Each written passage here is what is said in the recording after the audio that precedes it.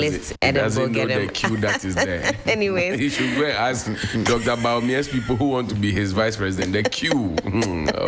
WTRF rebels jailed some 25 years after breakaway attempts from Ghana. That's splashed across the different front pages. Professor Adai blames Akufo-Addo government for overboring. His name is spelled two different ways. The new publisher spells his last name Adei, but the Republic Press, where he's also captured, spells it Addai. I don't think it's the Addai. I think it's the AE. Professor Adai is quite unique. Professor Adai. Yeah. Well, some actually write ADEI as well. ADEII. Yeah. Oh, okay. Well, he's also pictured there. This is a former chairman of the National Development Planning Commission, former board chair of the Ghana Revenue Authority, and former boss of GIMPA. Okay. Visionary leader. Now, what is he saying? He's saying that borrowing, we should blame borrowing for our economic crisis. Okay. How long ago did he realize this? We'll get into that story. He was part of the government at the time when the borrowing was ongoing. As I've mentioned earlier, he was a member of the National Development Planning Commission. In fact, he was the boss of the NDPC. Interesting you say that. The second paragraph says this. According to the economist who sought to absolve himself of the blame in terms of his contribution to the country's economic crisis, explained that he has never been part of government, even though he once served as board chairman of the Ghana Revenue Authority, as well as the National Development Planning Commission, NDPC. And that one is what? If you're the chairman of the National Development Planning Commission, thankfully, I brought the Constitution here. The National Development Planning Commission is in the Constitution. But it's not the government consult that commission when they are going to borrow? Well, that's a question I would want to ask. The point is, what direction? What authority does he have in terms of government borrowing? He was talking about... William, it's not about consultation. It's about you, National Development Planning Commission, giving direction to the country. What was the direction he gave to the country? The borrowing was a political decision. Yeah, but the direction to the country. It is, that commission has its own issues. I think we need to interrogate. But I think he's clearing himself in respect of, he has made a point that the economy is down. He should wait, let us clear him. But I agree with you when he said he should have been making those points earlier. That one, yes. If you are, in Ghana, when you are in it, it is difficult to speak. It is when you get out. When the meat is in both cheeks, you can't talk. This is true. So Article 86 says, there shall be a National Development Planning Commission. The commission shall consist of a chairman who shall be appointed by the president in consultation with the Council of State, who are also supposed to be advising the president, by the way. The minister responsible for finance and such other ministers of state as the president may appoint. 3, or III, the government's assistation, IV, the governor of the Bank of Ghana, the one representative each from each region appointed by the Regional Coordinating Council of the region. 6, such other persons as may be appointed by the president having regard to their knowledge and experience of the relevant areas and roles pertaining to development, economic, social, environmental, and spatial planning. 3, the clause 3, the National Development Planning Commission shall be responsible to the president. Responsible to the president. So when it comes to advising the president, they are responsible to the president only. They are not responsible to any other person, to the president. So when did Professor Stephen Adai realize that the borrowing that we have engulfed ourselves in, the hole that we have dug ourselves into, and this is the Constitution, when did he realize that we were doing the wrong thing? Good question. The story does go on further to say this. He explained that as chairman of the NDPC, his team never had the opportunity to meet with the president to discuss their long-term proposals for the country. On the crisis, he stated that both the MPP... Let's take it one after the other. He never had the opportunity to meet the president. He is responsible to. He said his team also never had the opportunity to meet with the president to discuss their long-term proposal. So it's possible that in this long-term proposal, they maybe made mention of slowing down on... But he's supposed to, he's supposed to be reporting directly to the president. So it'd be interesting, who did he report to when he was on the board? Thank you. That is the question. If he never had a chance to meet with. The core mandate, as per the Constitution, is to report to the president. I didn't put it there. And it goes on saying, look, 87, Article 87, the Commission shall advise the President on development planning policy and strategy. 81.2. The Commission shall, at the request of the President or Parliament or on its own, is not convinced with the advice. Initiate, study, and make strategic analysis of macroeconomic and structural reform options on their own or at the request of the president or at the behest of parliament. 2, make proposals for the development of multi-year rolling plans, taking into consideration the resource potential and comparative advantage of the different districts of Ghana. C, make proposals for the protection of the natural and physical environment. D, make proposal for ensuring that even development of the districts of Ghana by the effective utilization of available resources. And E, monitor, evaluate, and coordinate development policies, programs, and projects. And 3, the Commission shall also perform such other functions relating to development as the President may direct. This constitutional language, yeah. I mean, when I listen to it, it gives all the authority to the President still. Yeah, but you are supposed to that's why we, over the years, we said that there should be more power to the Commission. So that, for instance, no other political party, after every 4 years, we introduce a certain manifesto to push aside whatever is already on the ground and so on and so forth. So if the president and all Ghanaians say this is what we are going to do and it's captured in proposals by this commission, then we'll go by it. And that's why I'm happy to hear President Mahama say that whatever the NPP is doing that is viable in terms of projects, he's going to continue. If we have that, captured in a document by the the National Planning Commission, then we can be going forward. But as the language you read, I see advice. The point is that if we have a National Development Planning Commission, it's interesting to mention that Professor Jan Bafo, Alan, could you remember Professor Jan Bafo? He is now the boss of the National Development Planning Commission. This was the Minister for Planning in the first term of Nana Addo Dankwa Akufo-Addo. The late Akutose was Minister for Monitoring and Evaluation. So the core functions of the NDPC were actually set aside or separated, and they were given ministerial strength to function. The man has been Minister for Planning. He is now at the NDPC, in charge of the planning for the whole country. That's their job. I didn't read this, what the Constitution is saying. Now, they're supposed to be responsible to the president, which means that they don't report to any other person but the president. And he's saying that they never had a chance to report to the president, to even meet the president, if you will. He says to discuss their long-term proposals. To meet the president. So what were they doing? Was that why he jumped ship and went to the GRA instead? And while he was at the GRA, did he also meet the president? But I mean, if you are jumping ship from one agency to the other, you can't jump that ship on your own. The president might have pushed you. So if you say he wasn't meeting the president, so how did the president suddenly get him to put him at GRA? So all these things, if you are interrogating, you see that it's all the power of the president, so powerful. And then the Constitution is talking about proposals, talking about advice, and these things don't push the president. I mean, if you advise me, I take or leave it. And after 4 years, you do what you want to do to me, unfortunately. So that's why we're calling for. Because if you wanted to go a step further, for example, then you could equip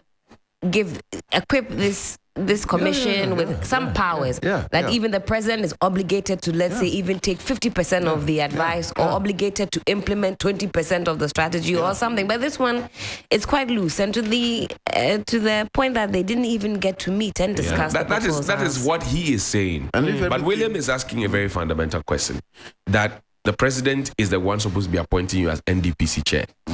The same president appointed you as GRA board chair. So you would have met the president. In your transit, what was the conversation? Yes, you said you were not seeing. Or the president did it via satellite or via Zoom. And quite frankly, I mean, no matter how it sounds, from afar, before this statement coming from Professor Ada, we all saw him so close to the MPP. Right. Even defending the party. Yes. So he not seeing the president or getting the opportunity to meet the president.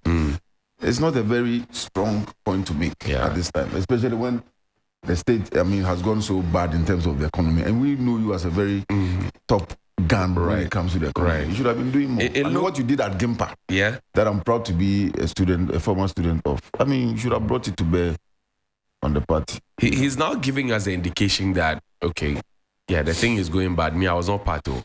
And it's not fair. You see, Mr. Lanchemating is doing same.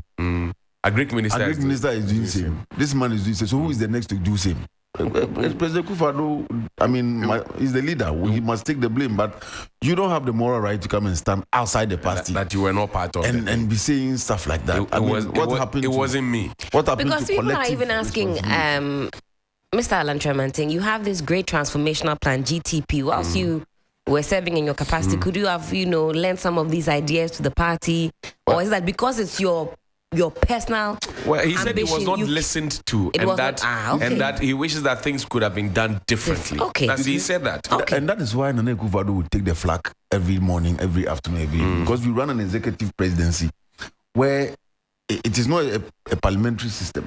It's an executive presidency where he decides what to do in terms of the direction of the government on a minute basis. So when it's an idea and it sounds good in your ear and he sees it differently, so be it. He wouldn't take it. But unfortunately, if he didn't take your advice, would you come and be saying stuff like that? I mean, in respect of collective responsibility for something that has gone good or bad, I don't think they should be. They should just go ahead and make their points and not try to practically cut themselves out of the. I will not take him out of the blame. He's part of the problem. Exactly. He is part of the problem, and he was paid for being part of the problem. I will not take him out of the problem at all, because so he was happy as board chairman of the GRA to be telling us that we had exceeded our targets for the year in terms of tax collection, right? He was happy to tell us that. He was happy to tell us how we had raked in a lot of money and that the government is doing very well. Suddenly now the government is not doing well, and he says that I'm not part of it.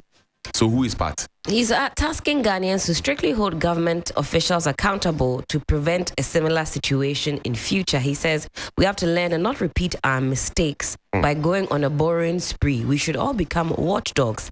The leakages should be reduced. His job as head of the NDPC was to advise the president on all of these things and to actually have a plan. Is he now able to show us the plan that he put together, the so-called long-term plan, which he never had the opportunity to meet the president to discuss? I'm happy to read it. He should bring it. I'm happy to read it. We'll go get it. Go get them. Get them.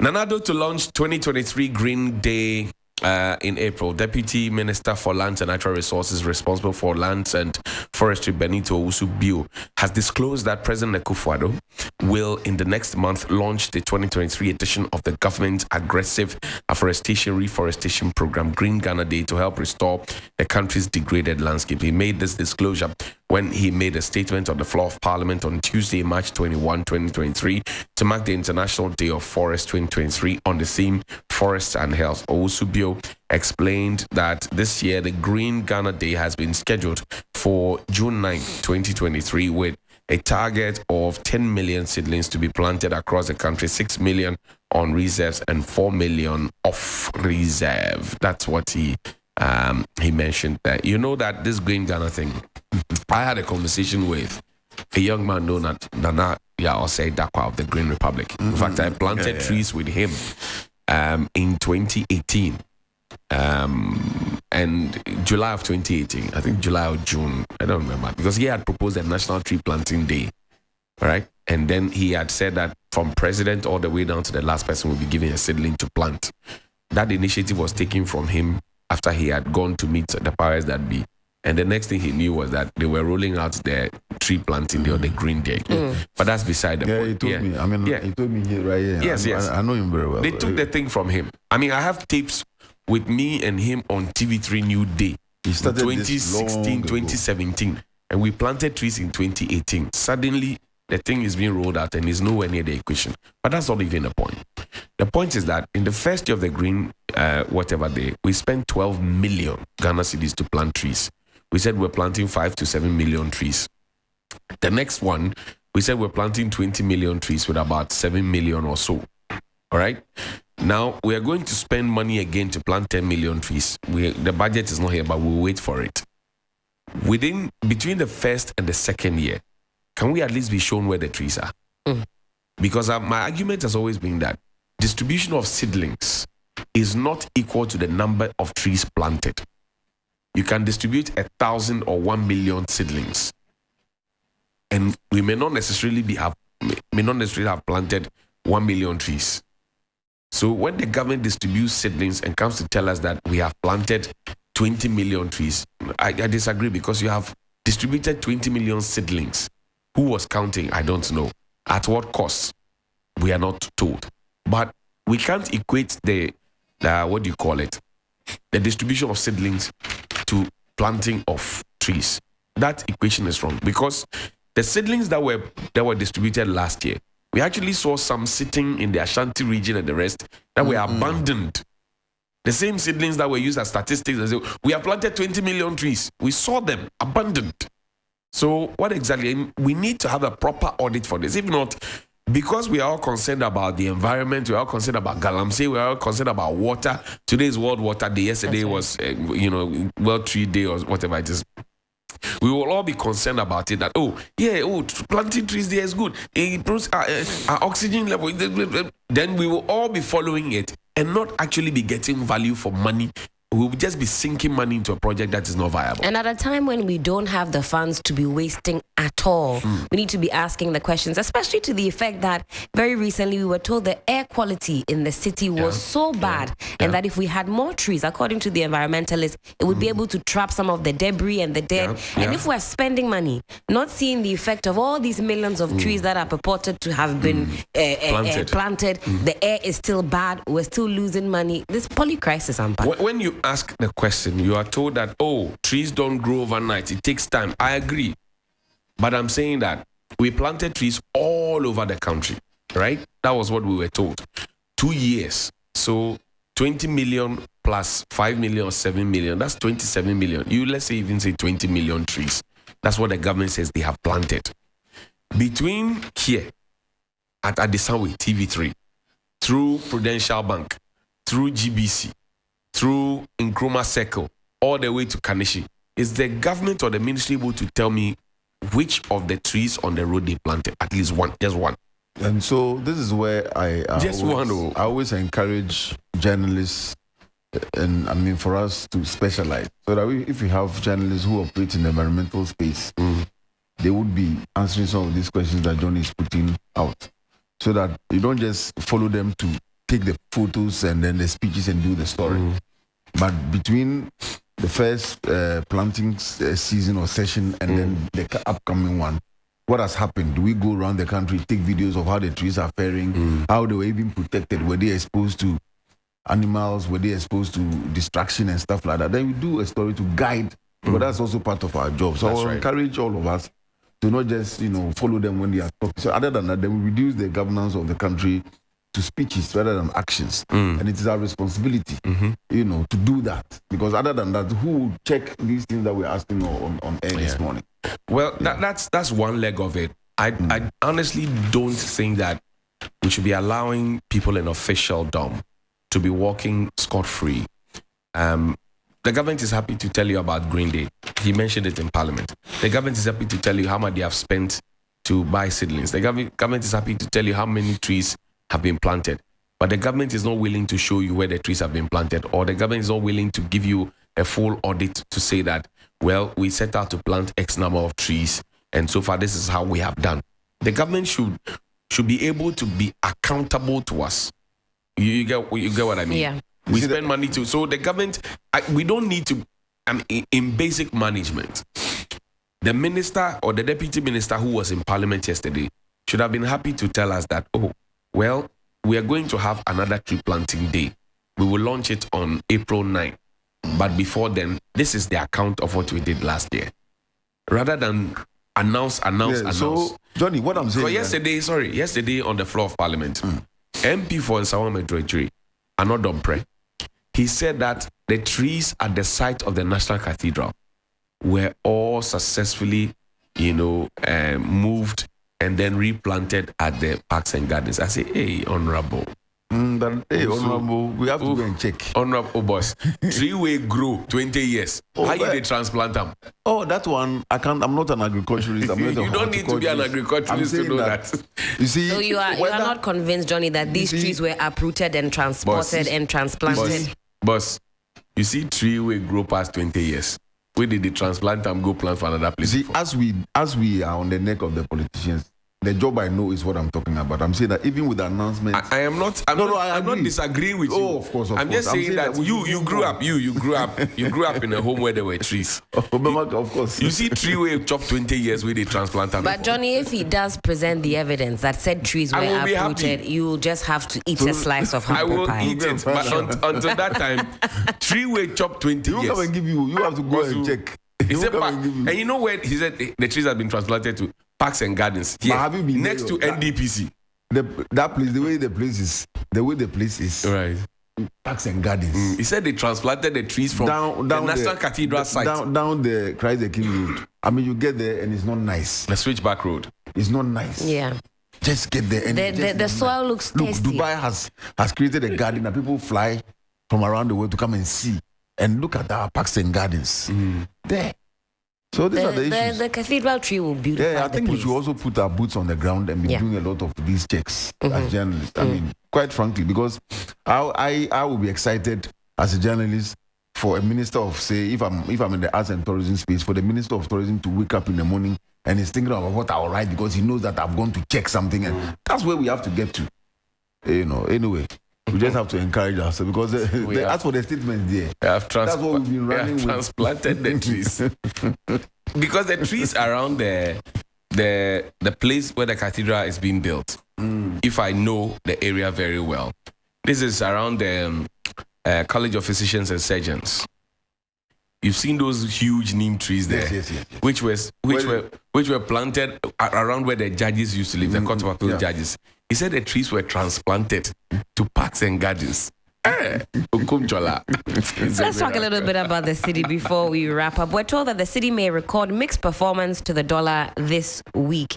Now, this will be similar to what transpired last week as the local currency depreciated by a marginal 0.2% to the American greenback. Now, according to some business analysts, the increased demand for the US dollar will trigger mixed development on the forex market. Although the finance minister's visit to China on debt restructuring talks and the government's renewal of coupon payments may improve market sentiment. But the government should listen to the advice of everybody that they should cut back on spending, be more prudent, because you see, there's something happening in the Swiss banking system. There's something happening in the American banking system. That's right. Something happening in our banking system.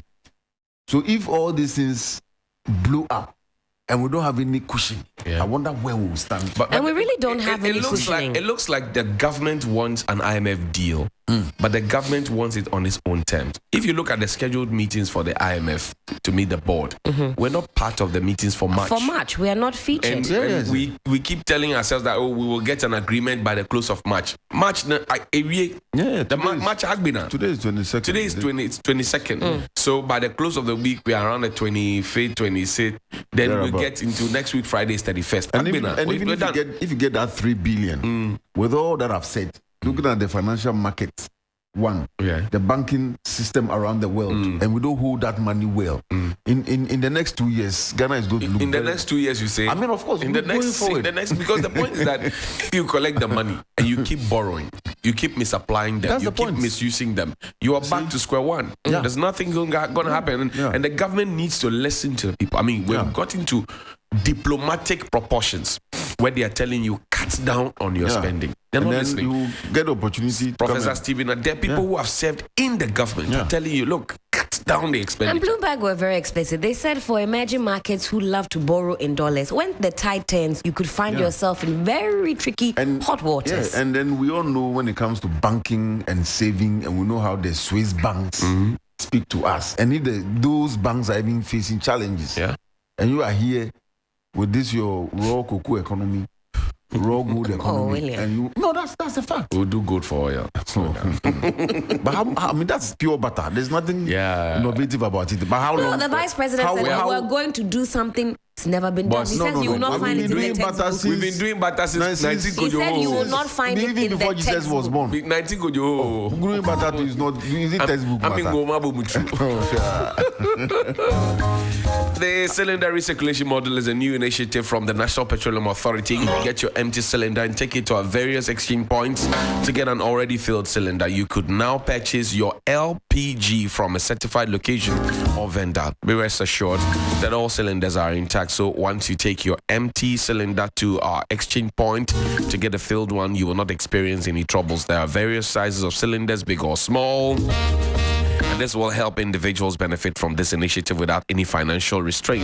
Now you can cook your meals with less smoke and your health is guaranteed for safety as well. The cylinder recirculation module is for the safety of customers and will bring more jobs to the country.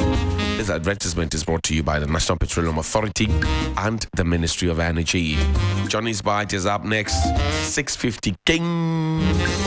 We are on 6:50 King. So set your alarm, tell somebody about it, share the link, like it, comment. I like to read your comments. It's important to us here on the Sunrise Morning Show on your Urban Lifestyle Radio, 3FM 92.7. My name is Johnnie Hughes. I'm here with William Apiam of